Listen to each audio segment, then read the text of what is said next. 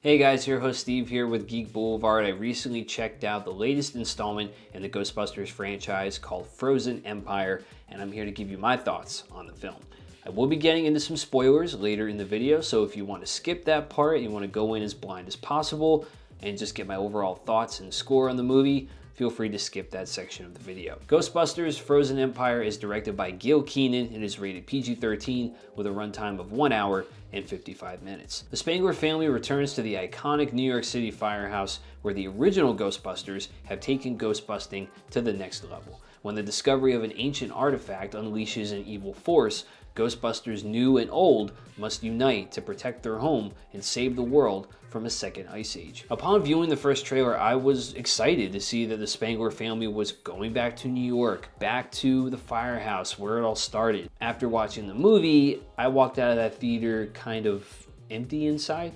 I think the main cast of Paul Rudd, Carrie Coon, McKenna Grace, and Finn Wolfhard, they do all right with the script they were given, and I like the chemistry that they have together as like a family unit.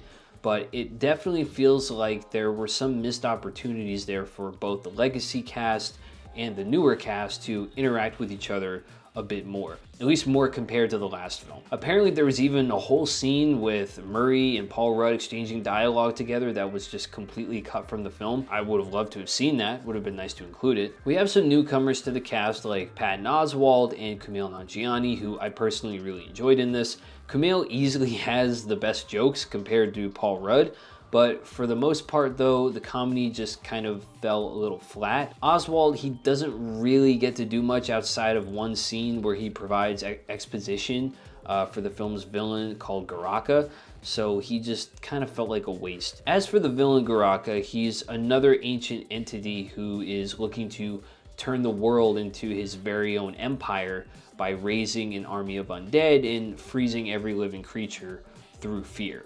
And despite his design being rather simple and a little generic, I thought he looked kind of cool on screen when he was like moving around, but he's a pretty one-note villain. I mean, to be honest, all of Ghostbusters villains in his movies are pretty one-note, so other than how his design, moved and performed in the movie, he was pretty dull. There are some fan service moments in the film, like Slimer making an appearance in a few scenes and the library ghost from the first film, but they definitely didn't really feel necessary to the overall story. They kind of felt a little tacked on. I will be going into spoiler territory now, so you have been warned. Please skip to the end to get my overall thoughts if you want to go into the film without any prior knowledge of the film's plot. So there is a subplot with McKenna Grace's character Phoebe that the film delves into throughout the story that I personally found rather kind of boring due to her character being at a young age where ghostbusting is a little too dangerous for someone like her.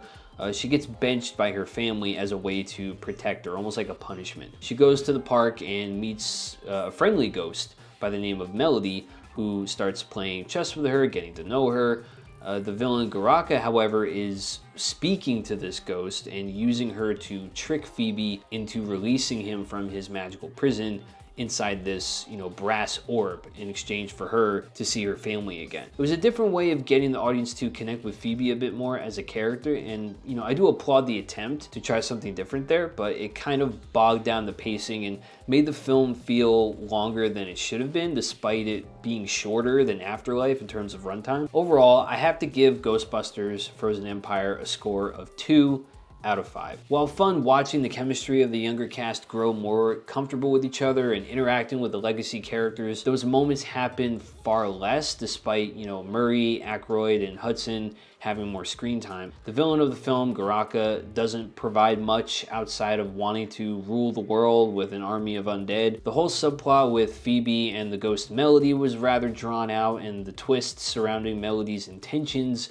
wasn't very impactful to me. This just felt like a film without a lot of substance behind it and without any heart, and I'm kind of saddened by that. I was hoping for something along the lines of Afterlife, dare I say even more in line with the very first Ghostbusters, but I didn't really get that. But what I want to know is, what did you guys think of Ghostbusters Frozen Empire. Did you check it out yet? Can you recall the first time you saw Ghostbusters? What was your reaction to seeing it for the very first time? Let me know down in the comments below, and don't forget, if you like this video, give it a thumbs up. It always helps out the channel. Subscribe to Geek Boulevard. Make sure you stay up to date on my next film review whenever that drops.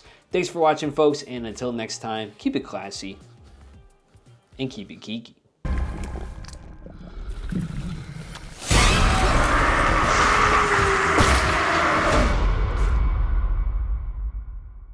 Yeah.